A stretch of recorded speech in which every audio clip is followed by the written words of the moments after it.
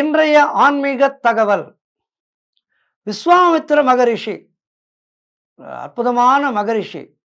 நம்முடைய பல விஷயங்களை தொகுத்து கொடுத்தவர் விஸ்வாமித்திரர். ஆக அந்த விஸ்வாமித்திர மகரிஷி அவருடைய வாழ்விலே நடந்த ஒரு சம்பவம். விஸ்வாமித்திரர் ஒரு மிகப்பெரிய யாகம் செய்ய தீர்மானித்தார். அந்த யாகத்தினுடைய முடிவிலே இருப்பதையெல்லாம் தானமாக கொடுத்து விட வேண்டும் என்பது முறை. அதை அனுசரித்து விஸ்வாமித்திரரும் தன்னிடம் இருந்தவற்றை எல்லாவற்றையும் தானம் கொடுத்து விட்டார். நாடு, பொருள், நகரம் அனைத்தையும் தானம் கொடுத்து விட்டார். இதை அறிந்த வசிஷ்டர் இந்த தானத்தை தானும் பெற வேண்டும் என்று வந்தார். வசிஷ்டருடைய வருகையை அறிந்த விஸ்வாமித்திரன் மனமகிழ்ந்து வசிஷ்டருக்கு மிகுந்த கர்வத்தோடு தானம் கொடுத்தார். தானம் பெற்ற வசிஷ்டரும் அமைதியாக திரும்பிவிட்டார். விஸ்வாமித்திரர் செய்ததைப் போலவே நாமும் ஒரு யாகம், மிகப்பெரிய யாகத்தை செய்ய வேண்டும் என்று வசிஷ்டருக்குள் ஒரு எண்ணம் தோன்றியது. வசிஷ்டர் பிரம்ம ரிஷி அல்லவா, அற்புதமான ரிஷி ஆயிற்றே அவர். அவர் நினைத்ததை முடிக்காமல் இருக்க முடியுமா? நினைத்ததை உடனடியாக செயல்படுத்த தொடங்கினார். வசிஷ்டர் மிகப்பெரிய யாகத்தை தொடங்கினார். யாகத்தின் முடிவிலே தன்னிடம் இருந்தவற்றையெல்லாம் தானம் செய்ய தொடங்கினார். இந்த தகவல் விஸ்வாமித்திரருக்கு சென்றது.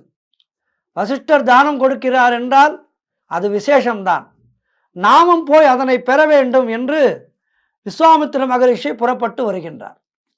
ஆனால் விஸ்வாமித்திரர் வருவதற்கு முன்னே வசிஷ்டர் தன்னிடமிருந்த அனைத்தையும் தானமாக கொடுத்து முடித்து விட்டார். எல்லோருக்கும் கொடுத்து முடித்து விட்டார். அங்கு எதுவும் இல்லை கொடுப்பதற்கு. விஸ்வாமித்திரர் வந்து விட்டார். வந்து வசிஷ்டரிடம் கேட்க எல்லாவற்றையும் கொடுத்து விட்டேனே என்கின்ற வார்த்தையை சொல்கின்றார். வசிஷ்டரே, நீ என்னை அவமானப்படுத்தி விட்டீர். தானம் வாங்க வந்த என்னை வெறும் கையோடு அனுப்ப எண்ணி விட்டீர் போல் இருக்கின்றது என்றார். அவரை அமைதிப்படுத்திய வசிஷ்டர், விஸ்வாமித்திரரே, கோபம் வேண்டாம். பொருட்கள் இல்லாவிட்டால் என்ன, நான் நல்லவர்களோடு சேர்ந்து இருந்த சத்சங்க சகவாச பலன், அதாவது நல்லவர்களோடு நான் இருந்த சத்சங்கம் என்று சொல்வார்கள் அதனை. இப்போது கூட அனுதினம் மாலையிலே ஆலயங்களிலே சத்சங்கம் நடைபெறும். அதிலெல்லாம் நாம் போய் கலந்து கொள்ள வேண்டும். அதிலே கலந்து கொள்வது என்பது நமக்கு புண்ணியத்தை பெற்றுத்தரும். ஒரு இடத்திலே ராமாயண உபன்யாசம் செய்கின்றார்கள் என்றால் அந்த ராமாயண உபன்யாசத்தை கேட்க வேண்டும். கந்தபுராணம் உபன்யாசம் செய்கின்றார்கள் என்றால் அதை கேட்க வேண்டும். அதேபோல் மகாபாரதம் உபன்யாசம் செய்கின்றார்கள் என்றால் போய் இருந்து அதனை கேட்க வேண்டும். குருமார்களை பற்றியெல்லாம் சொல்கின்றார்கள் என்றால் அவற்றையெல்லாம் போய் கேட்டு அனுபவிக்க வேண்டும். இவையெல்லாம் நமக்கு புண்ணியத்தை பெற்றுத்தரும். நம்முடைய மனது ஒரு குரங்கு போன்றது. பல நேரங்களிலே அது கெட்டதை நினைக்கும். கெட்டதை நினைக்கக்கூடாது, நல்லவை பற்றி மனது திரும்ப வேண்டும் என்பதற்காகத்தான் நம்மை சத்சங்கத்தோடு சேர சொன்னார்கள். நல்லோர்களோடு சேர் என்று அதற்காகத்தான் சொன்னார்கள். ஏனென்றால் மனம் நினைத்ததை உடல் செயல்படுத்திவிடும். ஆகவே மனது நினைக்கும் போதே அதை நல்லதாக நினைக்க வேண்டும் என்பதற்காகத்தான் சத்சங்கம் என்று வைத்தார்கள். ஆகவே விஸ்வாமித்திரருக்கு இந்த சத்சங்க பலனை கொடுக்கின்றேன். அதுவும் ஒரு நாழிகை 24 நிமிடங்கள் அவை என்னிடம் உள்ளது. அந்த பலனை உங்களுக்கு நான் கொடுக்கின்றேன்.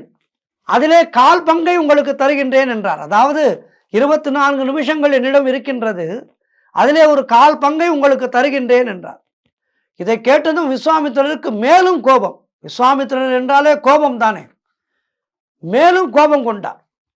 அப்போது வசிஷ்டர் சிறிதும் கோபப்படவில்லை. சரி விஸ்வாமித்திரரே, நீங்கள் போய் உலகுக்கெல்லாம் வெளிச்சம் தருகின்ற சூரியனையும் இந்த பூமியையே தாங்குகின்றானே ஆதிசேஷன், அவனையும் நான் அழைப்பதாக சொல்லி அழைத்து வாருங்கள் என்றார். சற்று யோசித்த விஸ்வாமித்திரர் கோபம் கொஞ்சம் தணிந்தது. சரி, போய்த்தான் பார்ப்போமே என்று எண்ணி புறப்பட்டார். போனவர் ஆதிசேஷனிடம் நேராக சென்றார். ஆதிசேஷா, ஆதிசேஷா, அடியேன் என்ன சொல்லுங்க என்றார். ஆதிசேஷனை விஸ்வாமித்திரர் கையோடு அழைத்தார். என்னோடு வா என்றார். வசிஷ்டர் கூப்பிடுகின்றார், என்னோடு வா என்றார். ஆதிசேஷன் சொன்னார், அடியேன் உங்களோடு வருவது பெரிய பாக்கியம்தான், என்றாலும் நான் உங்களோடு வந்துவிட்டால் என்னுடைய வேலையை யார் பார்ப்பார்கள்? பூவுலகத்தை தாங்குவதல்லவா என்னுடைய வேலை. என்னால் இப்போது வர இயலாது என்று சொல்லிவிட்டார். கோபம் கொண்ட விஸ்வாமித்திரர் நேராக சூரியனிடம் போய் அவரை அழைத்தார். சூரிய பகவானோ, அடியேன் நான் உங்களுடன் வந்துவிட்டால் என்னுடைய வேலையை யார் செய்வார்கள்? உலகம் இருண்டு விடாதா குருநாதா என்று அவரும் மறுத்துவிட்டார். விஸ்வாமித்திரர் திரும்பி வந்து வசிஷ்டரிடம் நடந்தவற்றை எல்லாம் சொல்லி, நீங்கள் என்ன என்னோடு விளையாடுகின்றீர்களா என்று கேட்டார். உடனே வசிஷ்டர், அப்படியா, சரி.